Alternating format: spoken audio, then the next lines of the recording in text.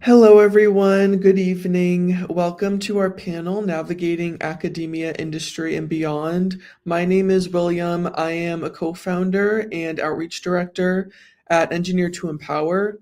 And just to start off the panel, the organizations Engineer to Empower and Bonolo from Dear Women in STEM will introduce ourselves and a little bit about our organizations, and then we'll get right into the panel because this hour will go by quite quickly. So, Engineer to Empower, we have a mission to help girls become confident and assertive engineers who can impact their local and global communities by giving them hands on mechanical design projects. And the reason why we want to do that is to show them how engineering can impact and make a difference in their community, not just locally, but globally. And in addition to the technical skills, which are very important in engineering, we also implement confidence building and soft skill development because there, is a common statistic that is thrown around that 40% of women leave engineering field. So in order to think about the long-term sustainability and keeping women in engineering for the long term, we believe that honing in on those confidence building activities and soft skills are super important as well. And one example I'll give very briefly, we have some pictures up here of different workshops we've done. In the top left, you'll see some pictures from a workshop we did with Lincoln Elementary School in Lowell, Massachusetts. And we collaborated with an organization called Mill City Grows. And they actually focus on sustainable eating and growing healthy foods. And they work with a lot of schools. And one of our volunteers, Ariana, she laser cut plywood and had clear front acrylic panels for these planters. And the students grew lettuce and radish seedlings, and they were able to do all of this for free, and they took these planters home with them. So because we are a nonprofit, we work off of donations. So all of those donations that we get go right towards purchasing the materials, paying for staff, 3D printing, any sort of equipment that we need, and getting all of those materials for different workshops and programs for the girls. So that is a little bit about Engineer to Empower. You can follow us on LinkedIn, on Instagram, on Facebook, and you can learn a lot more on our website, Engineer to Empower. So that's a little bit about us. And now I will turn it over to Bonolo to talk about Dear Women in STEM. Hi everyone. My name is Bonolo Moody, and I will be your moderator today for this amazing virtual panel conversation that we have that we're going to go to next. I'm the community engagement lead here at Dear Women in STEM, and just a little bit about us. Our mission is to empower Black women and women of color in STEM by providing mentorship, career development, and a strong sense of community. So basically, everything we do is rooted in transparency and storytelling, mostly because we believe in sharing our journeys. That is one of the most powerful things that we can do to inspire and support everyone that follows us and is within the community. It all starts by awareness.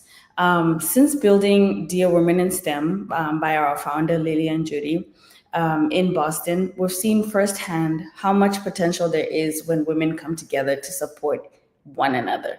So our vision is to become a global leader in space, a place where representation, community, and transparency are a norm, not the exception. So we want every woman in STEM to know that she can lead, she can thrive, and she can shape her own future no matter where she starts. So I'm very excited for this conversation that we're going to have today. Yes, you can continue to lead us.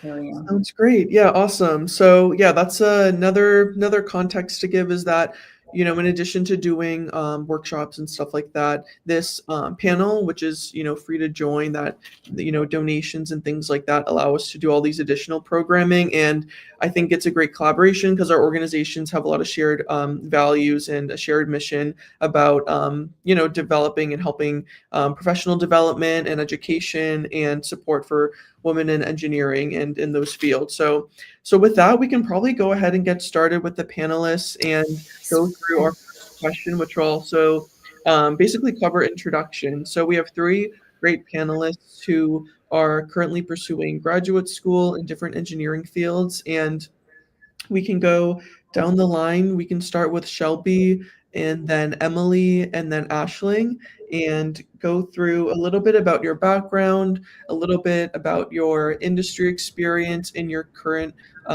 graduate studies, where you're going to school, what you're studying, all of that great stuff. Great. Thanks so much for having me on this panel. I'm really excited to be here. I'm Shelby. I am a fourth-year PhD candidate at MIT in the chemical engineering department. I kind of started my engineering journey at Georgia Tech in Atlanta. I did chemical engineering there as well, and I really loved it. I did research, which is what got me interested in doing a PhD. But I also wasn't sure at the time if I wanted to go into academia. So I did a few different internships in industry, one in consumer goods and products, one in oil and gas or energy, and then one in consulting. And I had really great experiences at all three companies. But ultimately, I decided that I wanted to do a PhD, and I guess we'll get more into why throughout the panel. But yeah, ask me any questions, and really happy to be here.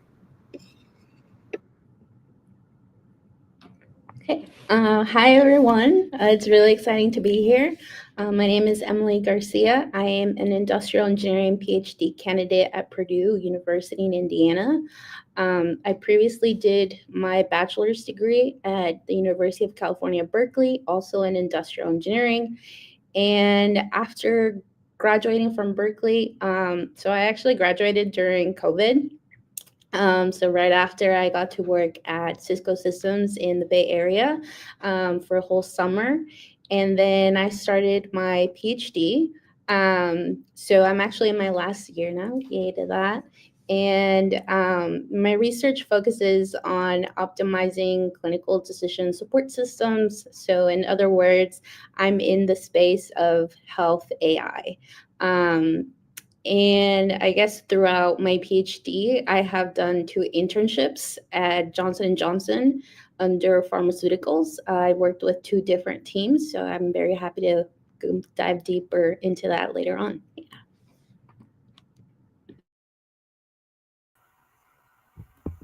And I'll jump in last. Hi, everybody. It's nice to be with you this evening. My name is Ashling McElhenney, and I am a doctoral candidate at MGH IHP.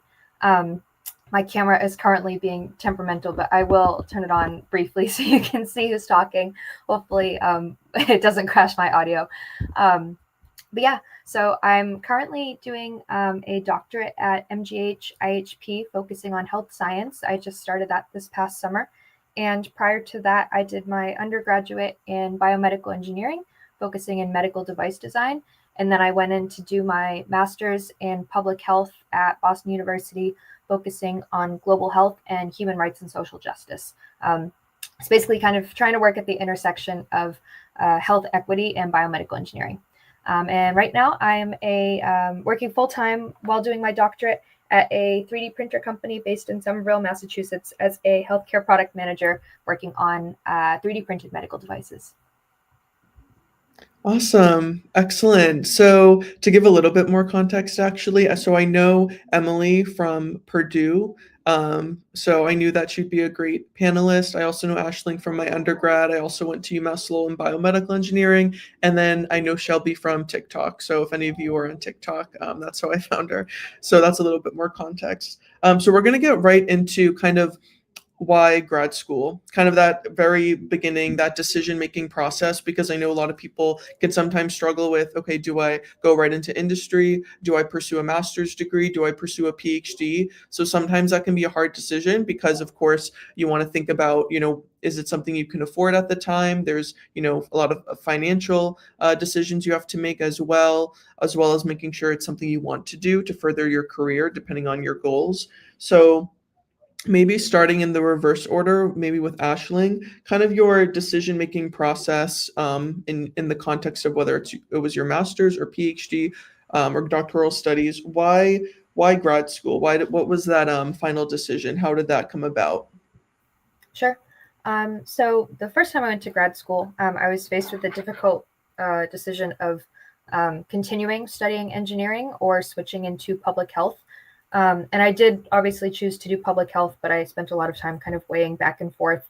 And the reason I decided on public health at the end of all that was that I kind of wanted to expand my skill set into multiple industries. I wasn't like super ready to focus in on just biomedical engineering at that time, which is not true of every master's program, but a lot of like graduate programs do have you like kind of narrow in and focus on something that you're really passionate about. So just at that time, I was kind of ready to broaden rather than narrow. So that's how I decided on public health. And I had also, at that point, established a good relationship with a company that I had previously done an internship with, who had a fellowship program in which you could work there full time. They would give you a stipend, and then they would cover the cost of grad school. So having established like an industry partner that would help me with grad school really made the decision to go to grad school a lot easier, because I wasn't kind of weighing the cost as heavily. And then this second time, going back to grad school round 2 for my doctorate, I am not working with an industry partner. This is just something that I'm kind of doing by myself on the side of my job. But the reason for pursuing that was really just wanting to invest in myself. I felt like I had the time right now, and I'm not confident I would have the same amount of time or financial flexibility in the future. So I figured if I'm going to do it, now's the time. And I just decided to make an investment in myself, and educationally, academically. Yeah, that makes sense. I know timing is like a really big issue as well. Like when is the right time, right? Like a little, early or late. Do you mind sharing your first grad school experience? Who was the industry partner and kind of what that experience was like? Yeah, totally. So the industry partner I had was Draper, which is a space and defense company based in Cambridge, Massachusetts. I had interned there previously and then done my capstone project senior year of undergrad with a really amazing mentor of mine who was working on a growth adaptable pediatric heart valve. So I formed a really good relationship with her and with the project. And then once I graduated, she became like my internal sponsor at Draper that kind of helped advocate for me and get me the fellowship. So then as part of that fellowship, you're continuing to work at Draper while you're doing the schoolwork as well. So I was continuing to work on the growth adaptable pediatric heart valve project while going to grad school, which at times was like a little bit difficult balancing work versus my academic responsibilities, but I had such an amazing mentor who like really helped me prioritize schooling. And one other factor that was kind of in my favor is that I at least started grad school during kind of like the peak of COVID. So like one very, very, very small advantage of that horrible situation is that I wasn't leaving the house anyway, so I had something to do. Gotcha. That makes sense. Yeah, for sure. Emily, how about you? What was that decision like choosing grad school? Yeah. So I actually think I have a very different experience. So I'm actually a Gates Millennium Scholar. So for those who don't know what that scholarship is, it's basically a full ride of undergrad plus grad school. So I knew that when I started my undergrad degree, grad school was a possibility if I wanted to pursue it. But I didn't take it seriously until maybe my junior year, I would say. So something that happened a little bit of back is so throughout my whole life, I was my grandfather's caregiver. And when I was in high school, my grandfather had a heart attack. And his health deteriorated a lot over the years. So during my junior year, my grandfather actually passed away.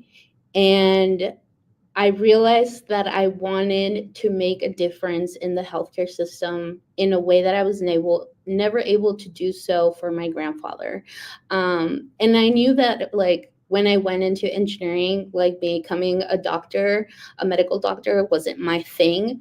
But I realized that through industrial engineering, I could tap into the healthcare system. And the best way to make that impact was by doing research, which is why I decided to say, hey, I really want to go to grad school. The difference between picking for a master's and a PhD in my case was that the summer between my junior and senior year, I did get to go to Purdue and do research at the Regenstrief Center for Healthcare Engineering. And that was the research experience, I would say, that made me fall in love with just the concept of doing research and becoming a research scientist. So because of that, I said, I really love the research side. I don't think I want to do a master's just to gain more knowledge of other skills that I don't have. I actually want to do projects that I think will make that impact I'm trying to do. And so that's why I decided to go straight into a PhD program as opposed to applying for a master's. I did do, as I mentioned, I did work some time at Cisco. After my senior year and before grad school. Originally, it was a full-time offer position. And when I graduated, I started working. I realized that even though my job was exciting and it was definitely braining myself out in terms of technical expertise, it just wasn't the right fit in terms of what I wanted to do. My heart was, I want to do healthcare research. And so I spoke with my team and I said, is there any way that I can change my offer from full-time to more of a 3-month short time over the summer? I think I'm going to accept my offer to go to Purdue. And so that's what I ended up doing. So then I would say in my case, even though I did have a full ride for grad school, I did end up submitting a application to NSF. So I'm an NSF fellow as well. And I think when I got the letter for that, it solidified the whole aspect for me in terms of saying, okay, I know why I want to go to grad school. I know what impact I want to make, but now someone actually believes in my research ideas and projects. And so I came to Purdue and I started doing my PhD. Yeah. That's incredible. And I want to thank you for highlighting those opportunities, like especially for funding, like NSF and the Gates Millennium Scholar, because I'm sure people watching have questions about, how to fund their PhD if they decide to pursue that, or their master's program and whatnot. So that's definitely great to highlight, because there are a lot of things out there that you just don't hear about unless you really look into them, or people may not, point you to them. So that's really great. And I also liked how you touched upon a little bit earlier about kind of your motivation to get a PhD or to do research because you love it. Like you just love doing the research. I think sometimes I've been asked questions of like how to get into grad school, as opposed to people asking themselves, do I even like research, right? Because it's a big commitment. So I'm glad you pointed that out. That's great. And Shelby, how about you? How did you decide to go into grad school as opposed to industry right away? Yeah, it's so funny. This is my first time meeting Emily, but we have so many similarities to her story, I feel like. I also kind of had an inciting event in high school that led me to realize my interest in healthcare research, and just led me to kind of realize that you can have the best doctor ever, but if they don't have access to the tools and treatments that they need to help you, there's only so much that can be done. And I'm super squeamish, so I knew I couldn't be a doctor anyway. And so that's why I ended up in chemical engineering. But from then, I always knew that I wanted to do research of some sort. At the time, I didn't have a lot of experience in engineering, chemical engineering, biotech, anything. So I went into college just saying I wanted to work with pharmaceuticals, because that's the only kind of language I had to describe that. But obviously, once I got to college, that whole world opened up to me, where now there were all these professors there doing all this really cool research in all these different fields, but many of them trying to help improve human health in some way, coming from so many different angles. So I ended up doing research in 2 different labs during my time in undergrad, the second one being the one that I stayed in for most of my time. And that project, I was working on making a micronutrient biosensor that could be used in low resource areas. And so that was really my first experience at using engineering and the concepts I was learning in my classes to be able to apply them to making improvements, like hopefully across the world. And so once I started working on that and realizing how much I really loved that and how much I loved research and the impact that would have the ability to have, I realized that I would pretty much have to do a PhD if I wanted to do any kind of research career and continue to do that. as I said, I did a few internships in undergrad, and my first internship was in research at Procter & Gamble. And I really enjoyed that internship, but one thing that a lot of people spoke about, just in general, about doing research in industry is that sometimes you're limited by the bottom line or the profit. You don't really have the freedom to explore what you want to. And so that was something that was pretty attractive to me about academia. When you do research in academia, you typically have more freedom, especially when money's flowing and grants are going well. You typically have a lot more freedom to research what you want to research and what you think would be impactful, even if it might not be super profitable for whoever. And so with all that in mind, and then the other thing was I really enjoyed teaching. And so at that point I was like, well, I think a professor would be a good option, being a professor. I didn't have, in my department, in undergrad, there were no Black female professors. There was one Black professor at all. And so that was another thing that kind of made me think about it. I was on like the DEI committee for my department, and just thinking about how difficult it was to even get professors to apply who were Black and female, because there were so few Black and female chemical engineering PhDs graduating. So that also made me kind of feel drawn to being a professor, because I was like, I could be that representation for others. So all that led me to want to be a professor and to go into academia. And I knew that I would have to have a PhD to be able to do that. And so I applied. I also applied to NSF as well. And that kind of helped also see kind of what that experience is like, writing a research proposal, et cetera. And then I ended up coming to MIT. Wow. Yeah. That's amazing. Thank you so much all for sharing your stories on that. What I really want to touch on though is your networking. How did you guys get a lot of these opportunities? How did you connect with your professor, or how did you connect with, like Ashley, you mentioned having a really good relationship with your company at the time. Like, how did you navigate those spaces? Can you guys touch on that a little bit? Ashley, you can start. I can jump in.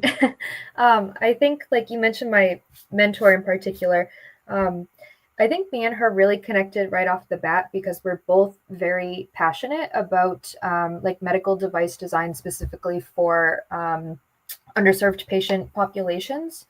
And what I kind of learned from that relationship with her is that when you have something that you are like passionate about, that you're like working on, if you lead with that, you're likely to connect with other people that are also motivated about that same thing. So I would say like most of my network, at least people that I've leveraged within academia and for future jobs, are people that I share a passion with about healthcare accessibility or health equity. And I think that like once you kind of connect with someone on like that like passion level, like everything else kind of follows. It's easy to stay in contact with them over longer periods of time, because you know, you're either working together, or you can, you know, reach out to them when you see something cool that also interests them, or you have something to talk about when you're catching up over coffee, that sort of thing.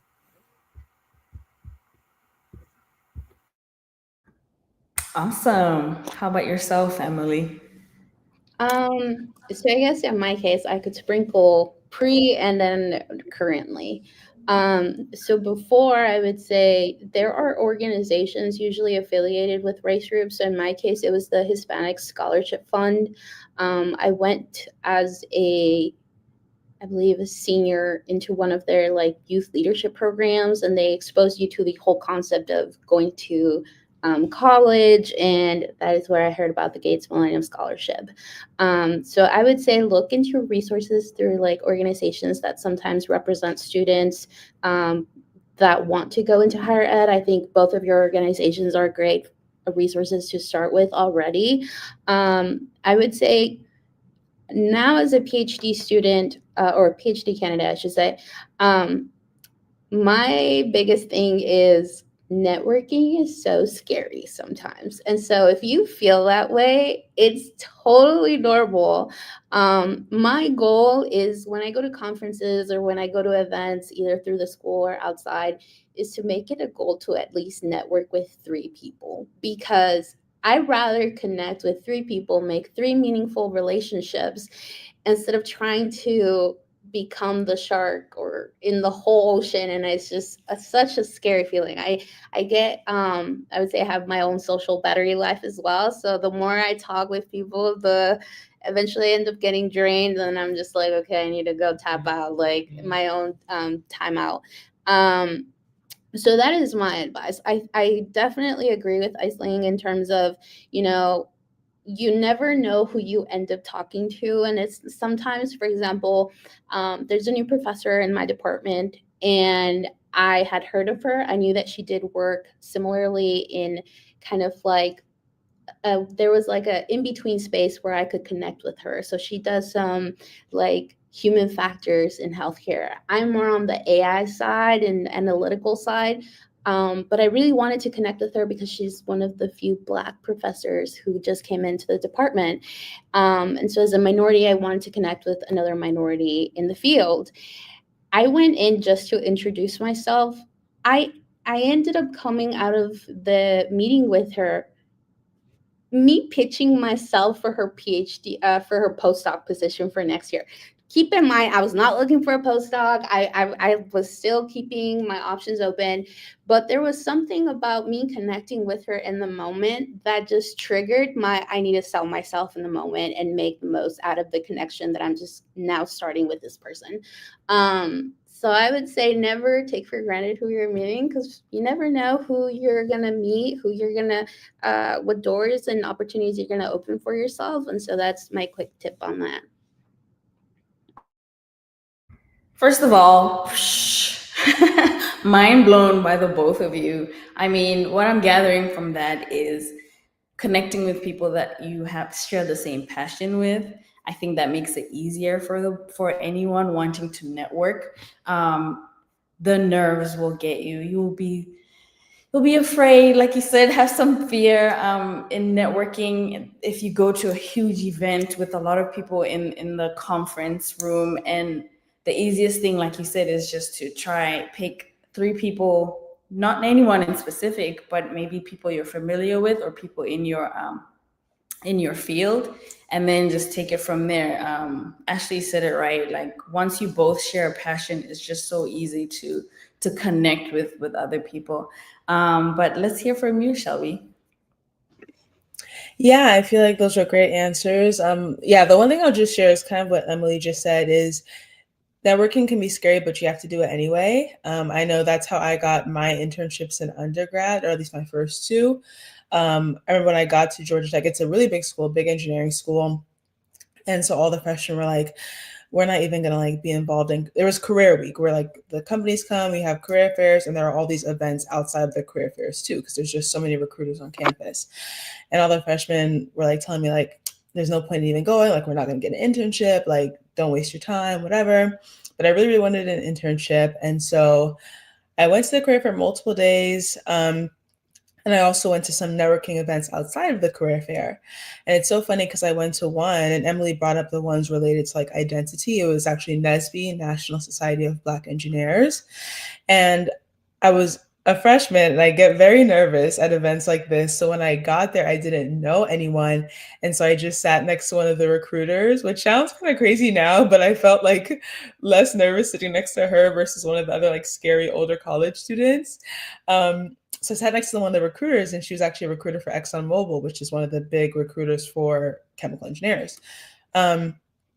And we were just talking, we were literally talking about like her wedding was coming up, and it was nothing about work, barely anything. And I had actually forgotten my resumes as well. So I'm just sitting there, just like talking with her.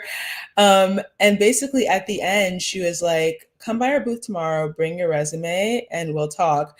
And a couple weeks later, I had an internship offer from ExxonMobil, and the recruiter told me like, we never give offers to freshmen, like, but we're going to take a chance on you. And it's funny, I didn't take the offer that year. I ended up going somewhere else, but the next year I had deferred it, and the next summer I went to Exxon. So it just goes to show like it's really important to make those connections. You never know if they'll come of anything, and sometimes it's good just to make a new friend or have a good conversation or just get relaxed somewhere, but you never know what'll come of that. So just make the most of those moments and, see what happens. That's awesome.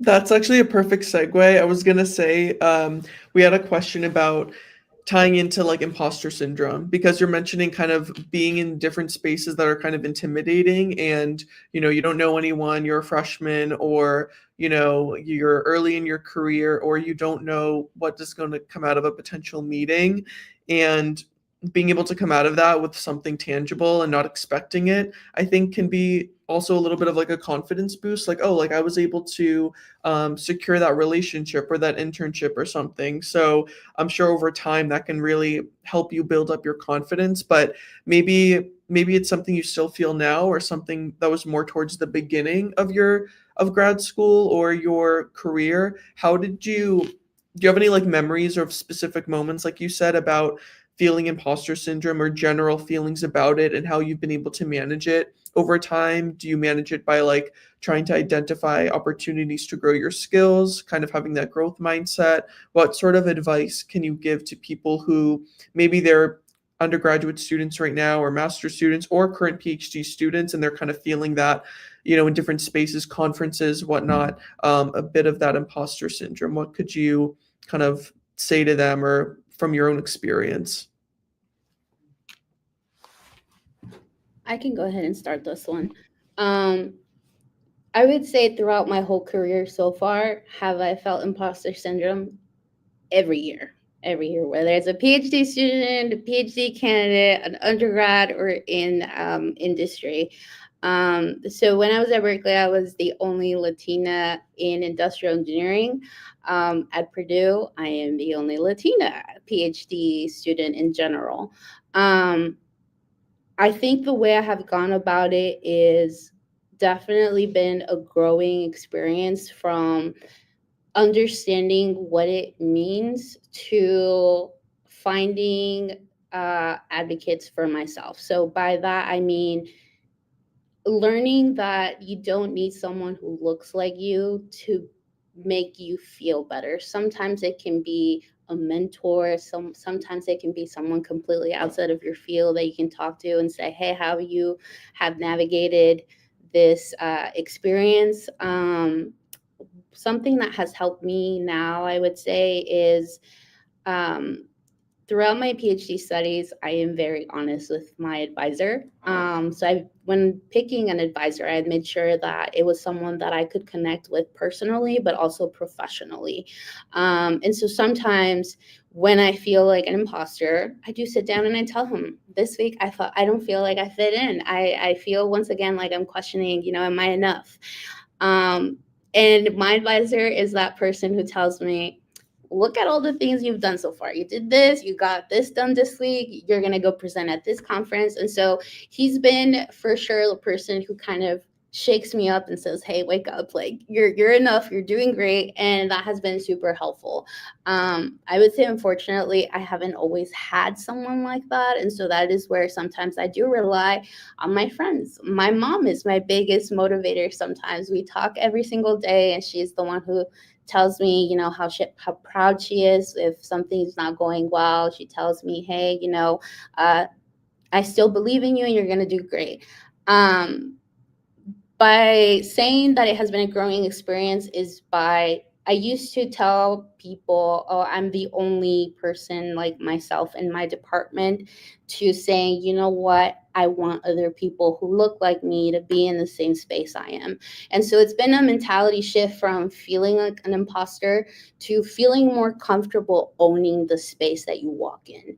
And I say that because when I come into, for example, after my first year of grad studies, I decided to establish the, which is the NSBE counterpart in our case, the Society of Hispanic Professional Engineers, the SHIP, a grad chapter at Purdue. I founded it and I said, hey, I really want to increase the number of Latino engineers in the PhD programs at Purdue, but I also want to help those that are already here stay and finish their degrees.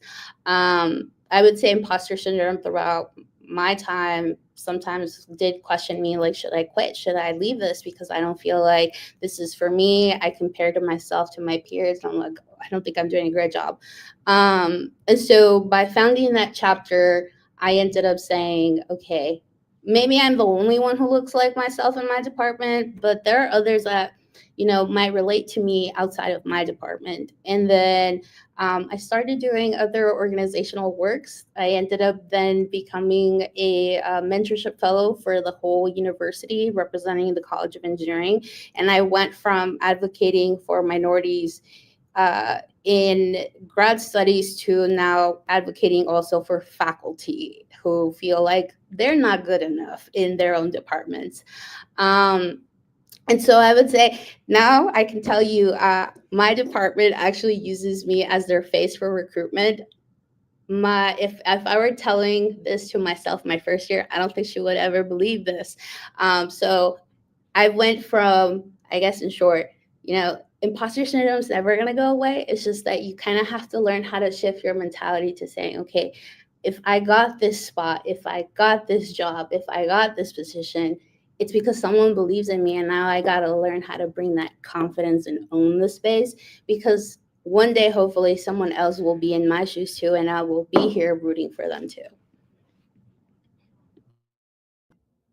That's incredible. I think touching on something you said earlier about like hype person is so important. I didn't realize how important that was until recently. And maybe Aisling and Shelby, if you have anything to add about your experience as well with imposter syndrome, or if there's like a hype person that comes to mind when you think of that, because I know with the person I'm thinking of, I also have that mindset sometimes of like, okay, what have I done? And they're like, William, it's good to have somebody that reminds you, because I think a lot of people forget, right? People may be watching this as, the audience looking at all three of you like, wow, PhD students, people pursuing their graduate school at these great institutions, they also feel imposter syndrome, and a lot of people do, right? Especially, I'm sure some of your peers that you meet in your studies as well. So but yeah, Shelby or Aisling, do you have any other thoughts on what you've been able to do to manage it, and how you feel about it?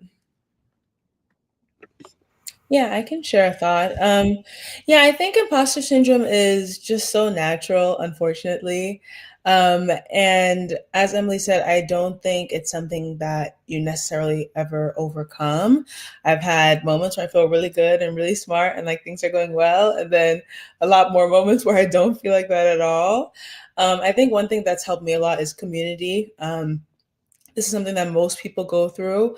I've become really close with a lot of my lab mates, and so that's really helpful, being able to talk with them. And like sometimes I'm feeling really down, they can encourage me, or vice versa. We actually have this joke. To me, it's kind of like how the more you know, the more you realize how much you don't know. And I feel like that's kind of the same as, ooh, there's a fire alarm going off, so I'll go on mute. No worries. Shelby left off. My advice, or what I do in this scenario, is maybe a little bit delusional. I'll preface this statement with that. I'm not even going to say it's good advice, but I have gotten in the habit of reminding myself that in lots of situations that I'm feeling imposter syndrome, less qualified people have done it before me, which is, again, probably a little bit delusional, but it works for me. And I, think about all of the barriers that I encountered on my way to like get to that position. And I think about how many people have been in that position before and who haven't encountered those barriers, and who were probably in that position with more confidence than I have in that moment. And just by reminding myself that less qualified people have probably done it, and they probably did it with more confidence, that's kind of how I hype myself up in those, those specific moments. Yeah. Wow. Yeah, I think that's a really good point. I think having that perspective can be helpful, kind of putting yourself into like, and looking at other people in your field or people you've met, and just there are so many people out there that have done a lot of things, and keeping that mindset is very it really keeps you going. And speaking of like keeping you going and persevering, I think there was an attendee question we can turn to: how to navigate perseverance in a competitive field while staying confident in your knowledge and ability.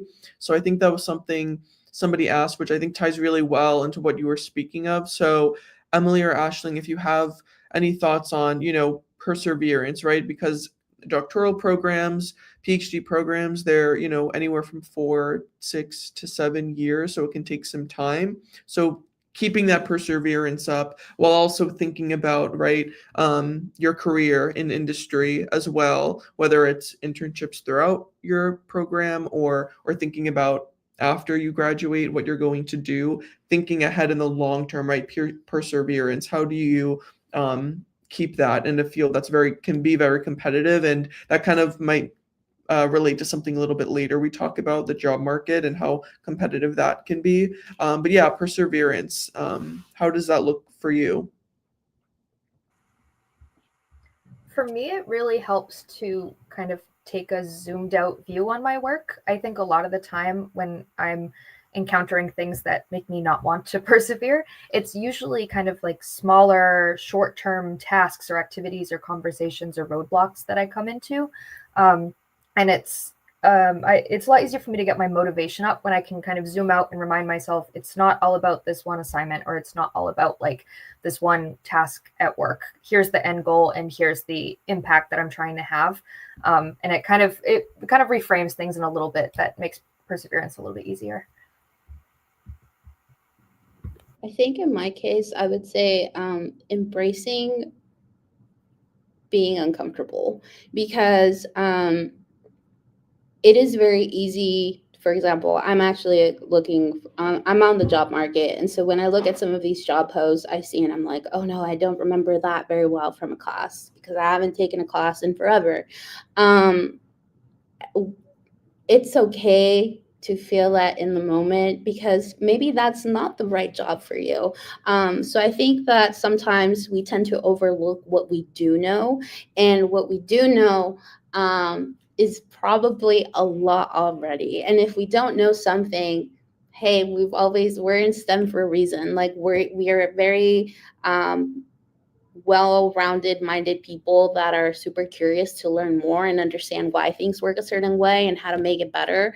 That it's like, if I don't know something right now, hey, I can pick a book or I can pick up a YouTube video and quickly understand how something works, that then I'll be like, okay, now I know it. Now I can move forward and say, okay, now I can talk about how my research relates to that, or how I'm very passionate to learn more. And so if there's something that I do not currently know about, I could know later. After all, like with the PhD, we narrow so much into our research topic that we forget, hey, you do have a bachelor's degree in some engineering field at the end of the day.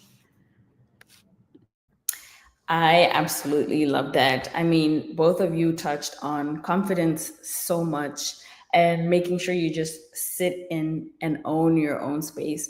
But what I want to ask you guys is, based on the positions you've done and what you've learned within grad school, how confident are you, or how do you identify like the skills that you learned? Like, how do you identify that within my environment, your environment, what are my strongest skills, and like how can I transfer them into what you want to do next? Either Emily or, there we go, Ashley. I can jump in. I feel like for me, the strongest source of that has just been mentor feedback. I've been really lucky to have some like really awesome mentors who have been able to like point out like characteristics that I have, and also things I have to work on that I never would have thought of myself. But when it comes from a mentor that I really trust, it makes it very real. Whereas like sometimes when you think of those things yourself, you're questioning it. But when you see it like in writing in an email from a mentor who like you want to be when you grow up, it holds a lot of value. Absolutely. For me, that was the same case. I have a mentor where I work, and we meet once a week or sometimes once a month, depending on what's going on in our environment. But we just sit down and have a frank conversation. And it's as simple as, hey, I ran this meeting today. What was your feedback? What can I improve on, or what else can I do to make my presentation more effective or more efficient?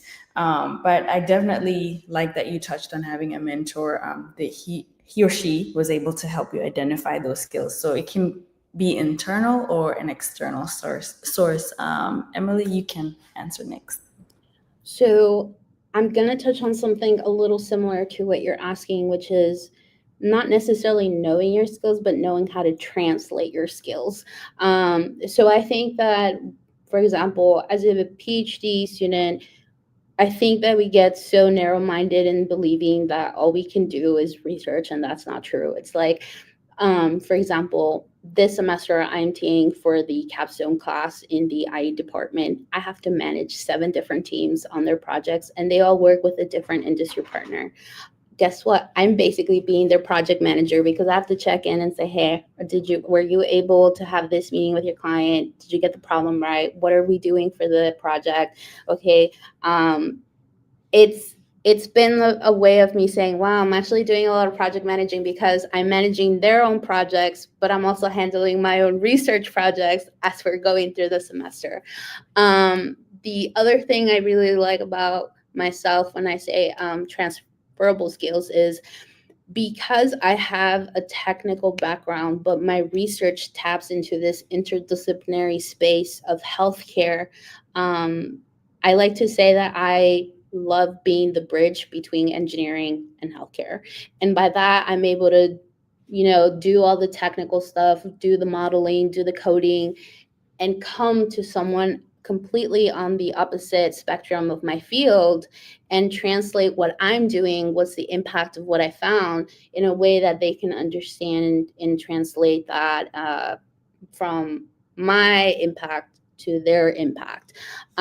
So when I am talking with industries and recruiters, one of the things that I like to say is, hey, I like being in the full spectrum of projects. I like being in the beginning and sitting down and being able to craft the ideas of what we're doing. But I also like to sit down and say, okay, is this feasible? Will this actually work? Is the approach the best one to take?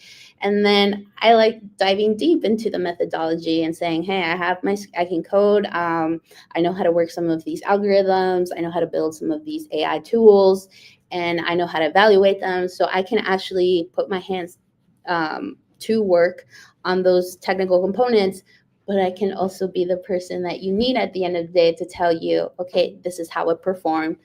This is what it translates into a business need. So I think that sometimes it's not just necessarily thinking that the skills you have is it. It's also trying to find out how can you piece those skills to fit what your next goals require you to do and how sometimes they are already connected. Wow. How about you, Shelby? Do you have any insights on that? Yeah, I was just going to say sometimes I feel like when we're in these very technical spaces, it can be very easy to only look at technical skills or kind of hard skills, but don't forget about how important those soft skills are.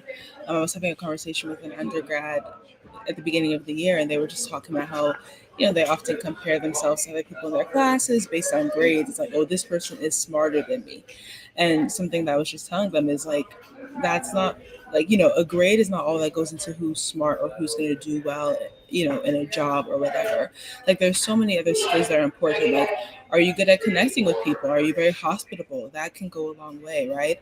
Are you good at scientific communication? You can be so good at plugging numbers in and um, counting, etc. That doesn't mean that you're great at connecting with people and communicating it. And so I think part of that is also just noticing the other skills that you have that might not be what you automatically think of when you think about your field, and also making sure to sell those to whoever you're trying to get a job from or whatever as well.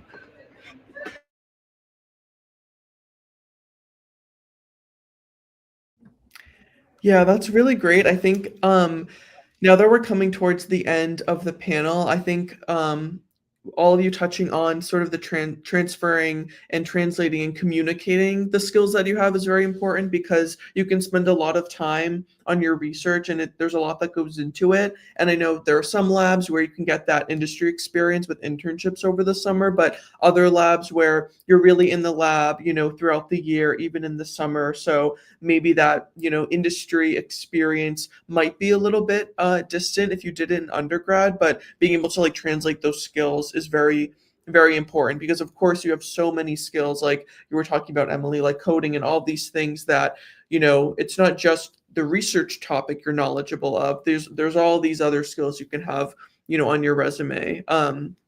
And I see that there's an attendee question. So I know you touched on this at the beginning, sort of in your introductions, why you decided to pursue a PhD or doctoral studies. But for those that are watching, how should they kind of approach this question? How to know if it's worth it for me? Is it suitable for me? What should they do? What actionable things after this panel should they go out and do to decide if it's a good fit, if it's worth the time and commitment? Because obviously it is a big commitment.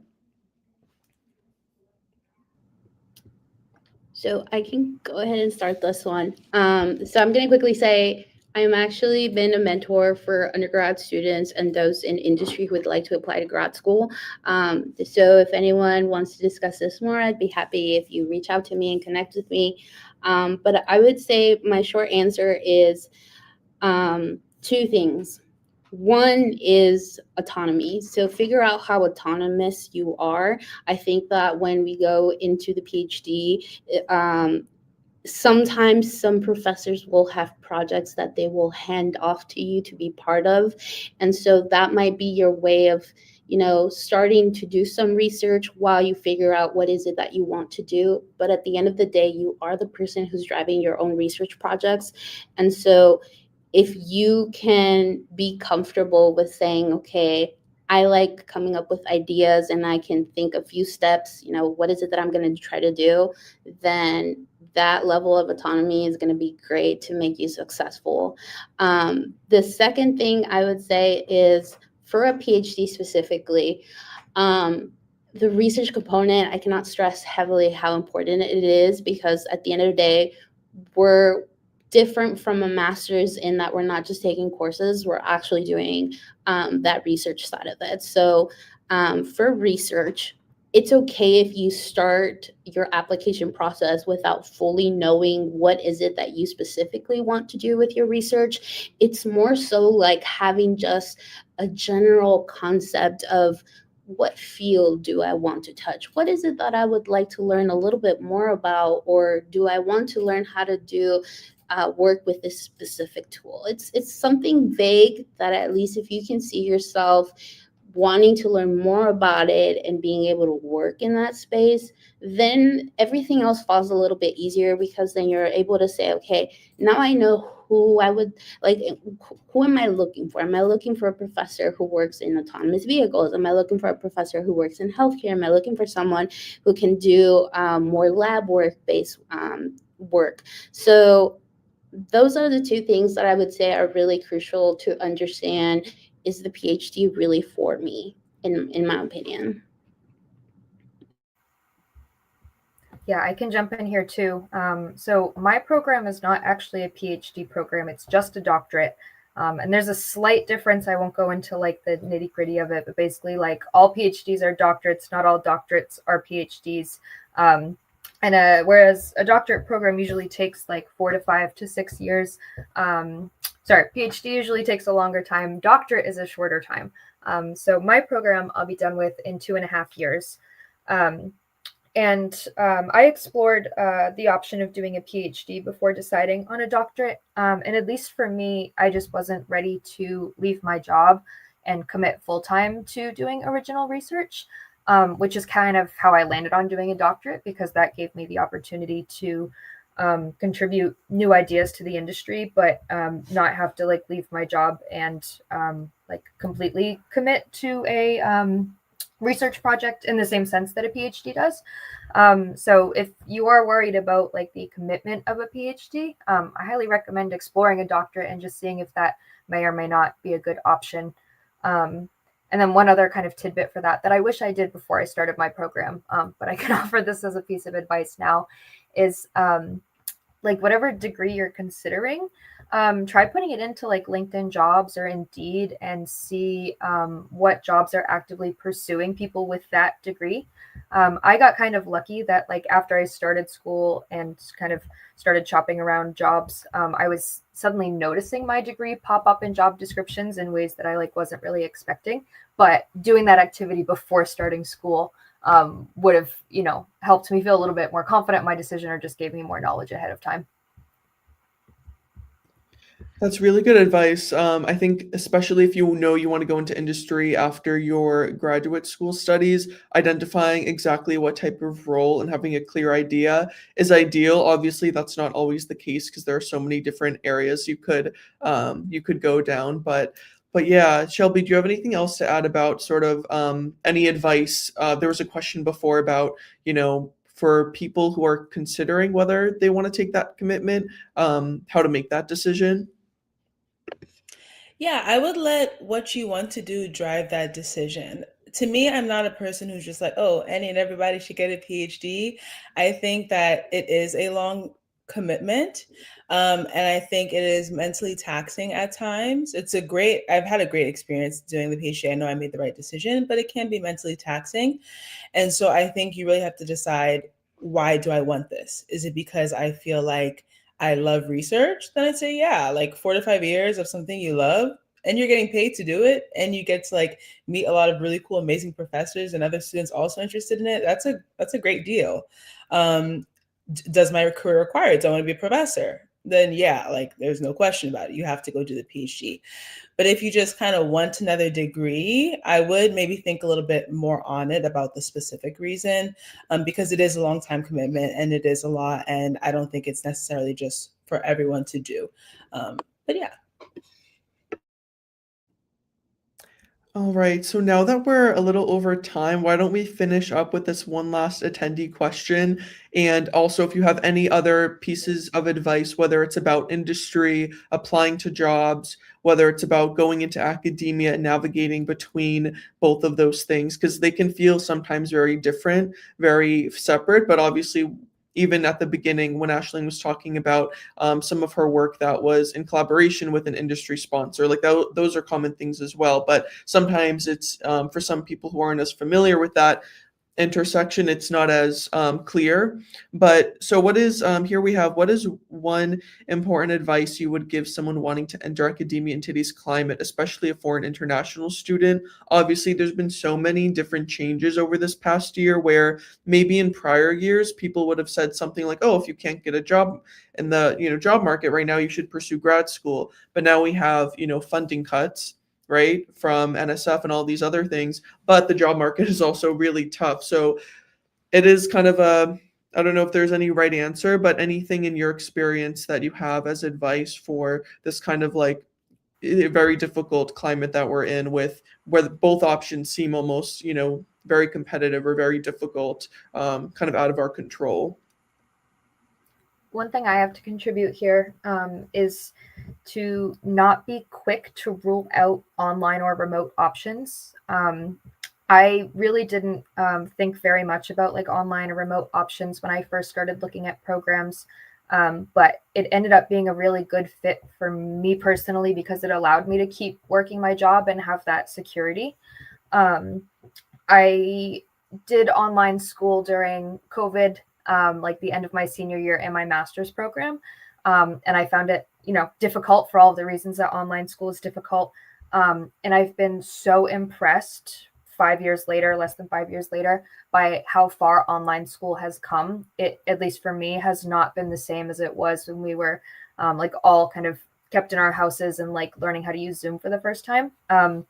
There's at least MGH, I've been so impressed with like their online program and their ability to like create culture through a screen. So if it takes an online program for you to be able to like follow your passion and invest in yourself, like don't be quick to rule out either a remote or an online program. Yeah, I think something I would say is just consider the risks. If you make an educated decision, then I think it can't be a bad one. If you do your research and think through it, there is a risk given the current climate of applying for PhD programs or starting a PhD program, but that doesn't mean that it is doomed. That doesn't mean that it is guaranteed to be a bad experience. I know people who are starting their PhD programs right now who applied last year in kind of the thick of it and ended up getting into a program and are really enjoying it. So I think it's good to do your research and understand what's going on, understand what is happening to some people and some of the negative experiences that are happening. But if after all of that you decide that it's still worth it for you, then I say go for it. And just when you get there, just recognize the risk that you're taking. I would quickly add, don't forget about the power of networking. Most of entering academia relies on who do you know, and do they know you, and do you click?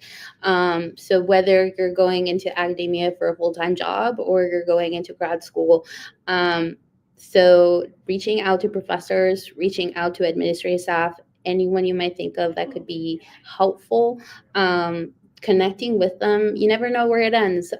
One of my biggest support systems at Purdue is actually an administrative staff in the grad school. And then how I met some of the professors that I ended up applying for a PhD program was literally me just sending an email and saying, hi, I really like your research. I would like to talk more about XYZ paper. Some professors I've noticed these days that they will say, please do not email me. Hey, email their grad students. We love to talk about our research. We love to give you hints about, what does it feel like to talk and work with our advisors. So even grad students can be that bridge to connecting with some of these professors or to other resources on their campuses. I think that's a great way to leave off the panel with networking, because that's kind of how we started. I think the unexpected networking that you talked about is great, and that actually ties in perfectly now at the end. The LinkedIns of our panelists are in the chat, so this is also another great opportunity to network. So if you have any questions about, their career paths and any more advice that you'd like to gain from them, feel free to connect and reach out. So that kind of ties right into their advice. So also feel free to connect with our organizations. This is the first sort of virtual panel that Engineer to Empower has been involved with. And if you want to stay in touch with other future events, other programming workshops, if you want to volunteer, donate, or come to any future fundraising events, definitely follow us and keep an eye out. Bonolo, do you have any final thoughts before we finish up the panel? Yeah, I just want to say how much I really enjoyed this conversation. It's brought so much awareness to our PhD candidates and what your experience has been throughout your internships, throughout navigating what you want to do next, right? The best takeaway from this is just having a simple conversation. Like Shelby, you mentioned during a conference, you literally sat next to a lady and you spoke about her wedding. So I'm really looking forward to having more conversations like this. Like William said, please make sure you connect with our panelists. Their socials are linked below, and then just make sure you visit our social media pages, E2E and Dear Women in STEM. We definitely will have more conversations like this, navigating academia, industry, and beyond. So honestly, thank you so much, ladies. This was very insightful. I thoroughly enjoyed it. Thank you so Thanks much. for having us. Yes, thank you. It's great to be here. Have a good night, everyone.